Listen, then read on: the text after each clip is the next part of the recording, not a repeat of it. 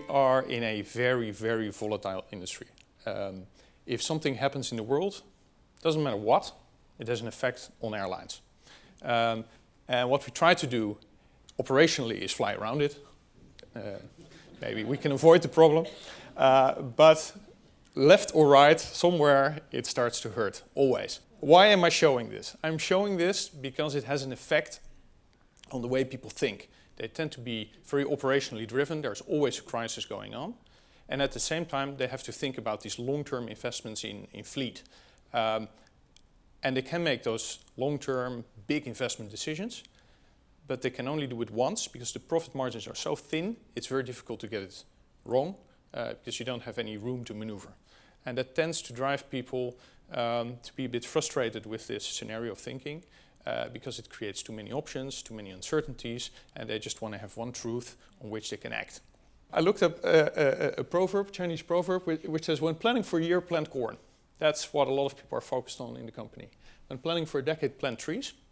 And I tend to think that we're thinking even longer than a decade in corporate strategy. When planning for life, train and educate people. And that's where Paul comes in, because he's helping us train people to understand what the use of these techniques is and how it can change your perception of the world and how you manage the company.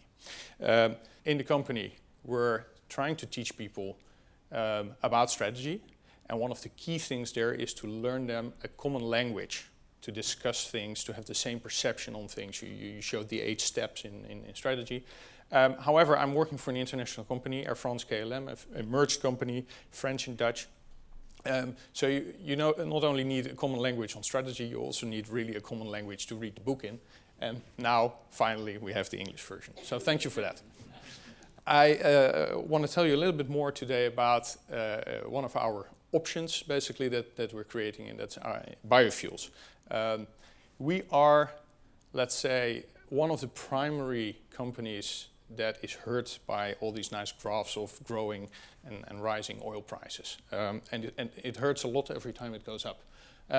Basically, an airline is in the business of converting energy to getting people to their destination. That's what we're doing.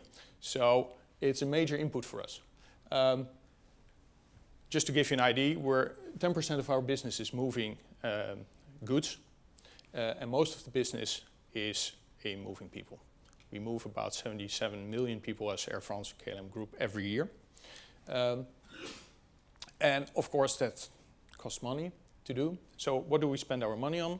About a third is spent on aircraft, on infrastructure, using that infrastructure, etc.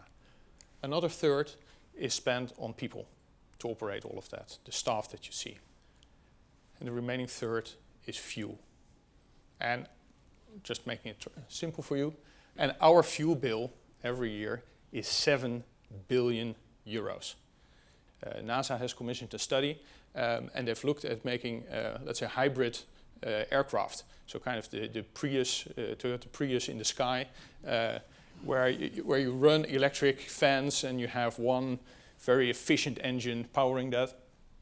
That might be nice. And maybe we get better batteries someday, and we can actually get windmills to generate electricity that we then store, and we fly electrically around the world, and we're very sustainable and very green that way. And that would be perfect. Unfortunately, we're not there yet, and even this technology will probably not happen until 2050.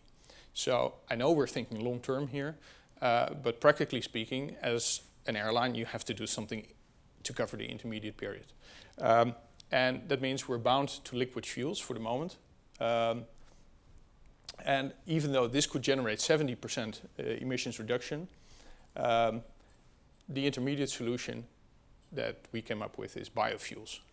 The first thing we thought of was, okay, can we just buy this stuff? Even though it might be expensive, can we actually get biofuels? And it turned out you couldn't. Biofuels had been produced in the lab, but you couldn't just fill up your plane with it. There's no infrastructure for it. There are no companies really producing it. It's not certified. You can't just put it in an aircraft and fly around with it. So we realized that we had to build up kind of like a new industry here. Kind of like how Shell maybe started, I don't know, 100 years ago, maybe longer. We formed a company called Sky Energy, which actually is a company that stimulates demand or bundles demand from different airlines, and then goes out and asks producers to refine specifically for these airlines batches of biofuel. And if we wouldn't do that, no refinery would actually produce it for us because we're just too small a customer. And actually it was pretty successful. With that, we stimulated the fact that more and more airlines could test the stuff, that it got certified, that there is more interest. We've invited customers to pay an additional amount to actually use it, because it's 2-3 times more expensive today than normal fuel. But there are companies that say, well, hey, I want to be sustainable. I want to do my share for the planet as well. So I will be spending more for my employees to fly with you guys to use sustainable fuels. What we're now seeing is that we have such a big foothold in this new world that we actually think we can make a new business out of this. That it's no longer just stimulating the market and creating the availability, but in fact we can actually start producing this for others to use and maybe make a little profit from it. Well, given the low profit margin that I showed you earlier, that would be very interesting if we can make that happen.